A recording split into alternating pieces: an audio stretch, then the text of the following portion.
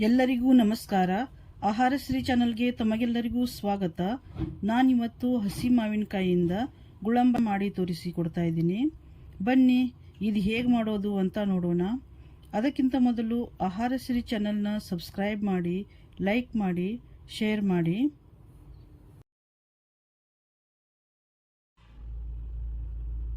ಮೊದಲು ಮಾವಿನಕಾಯಿ ತೊಳೆದು ಬಟ್ಟೆಯಿಂದ ಒರೆಸಿ ತಗೋಬೇಕು. ಈಗ ಮಾವಿನಕಾಯಿ ಸಿಪ್ಪೆನ ತೆಗಿಬೇಕು.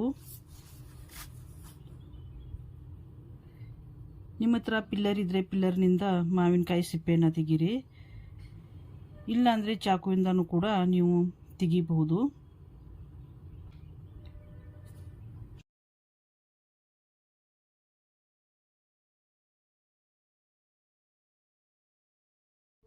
ಈಗ ಇಲ್ಲಿ ಸಿಪ್ಪೆ ತೆಗೆದಾಗಿದೆ.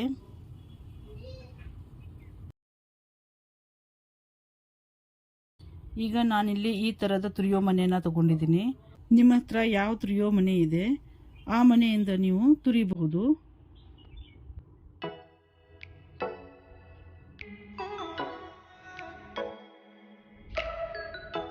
ಇಲ್ಲಿ ನೋಡ್ರಿ, ಆರಾಮಾಗಿ ತುರಿಬಹುದು.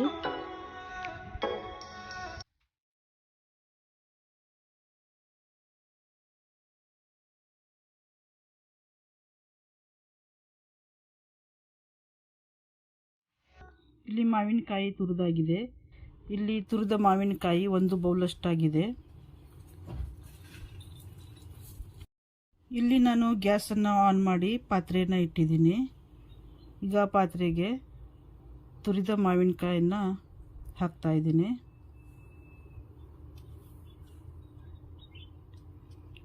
ಈ ತುರಿದ ಮಾವಿನಕಾಯಿಯನ್ನು ಹಾಕಿ ಸ್ವಲ್ಪ ಹೊತ್ತು ಹುರ್ಕೋಬೇಕು.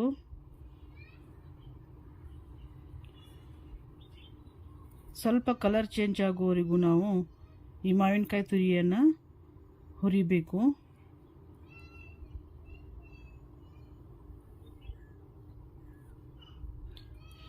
ನೀವಿಲ್ಲಿ ಈಗ ನೋಡಬಹುದು, ಈಗ ಮಾವಿನಕಾಯಿ ಕಲರ್ ಚೇಂಜ್ ಆಗಿದೆ.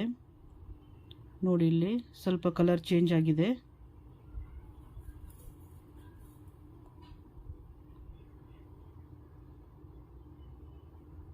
ಈಗ 1 ಬೌಲ್ ಮಾವಿನಕಾಯಿ ತುರಿಗೆ 3/4 ಬೌಲಷ್ಟು ಬೆಲ್ಲನ ನಾನು ತಗೊಂಡಿದ್ದೀನಿ.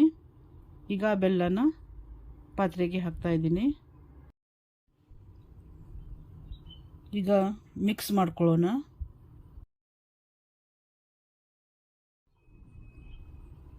ಈಗ ಪಾಕ ಬರುವವರೆಗೂ ತಿರುಗಿಸ್ತಾನೆ ಇರಬೇಕು. ನಮಗಿಲ್ಲಿ ಒಂದೆಳೆ ಪಾಕ ಬರಬೇಕು. ಒಂದೆಳೆ ಪಾಕ ಬರೋವರೆಗೂ ನಾವು ಮೀಡಿಯಮ್ ಉರಿಯಲ್ಲಿ ತಿರುಗಿಸ್ತಾನೆ ಇರಬೇಕು. ಈ ರೀತಿ ಮಾಡಿದಂಥ ಗುಳಂಬ ಒಂದು ಗಾಜಿನ ಭರಣಿಯಲ್ಲಿ ಹಾಕಿಡ್ರಿ. ಮುಚ್ಚಳನ ಟೈಟ್ ಹಾಕಿಡ್ರಿ ಮತ್ತು ನೀರು ತಾಗಿಸ್ಬೇಡ್ರಿ.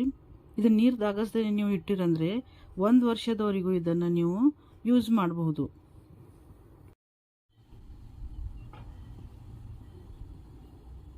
ಇಲ್ಲಿ ನಾನು 1/4 ಸ್ಪೂನಷ್ಟು ಉಪ್ಪನ್ನು ಹಾಕ್ತಾ ಇದ್ದೀನಿ.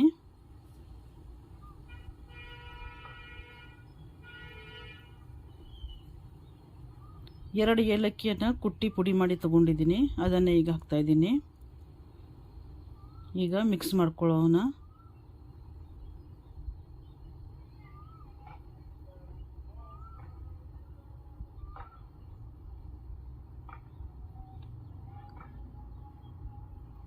ಈಗ ನಾವು ಒಂದೆಳೆ ಪಾಕ ಬಂದಿದೆ ಏನಂತ ನೋಡೋಣ.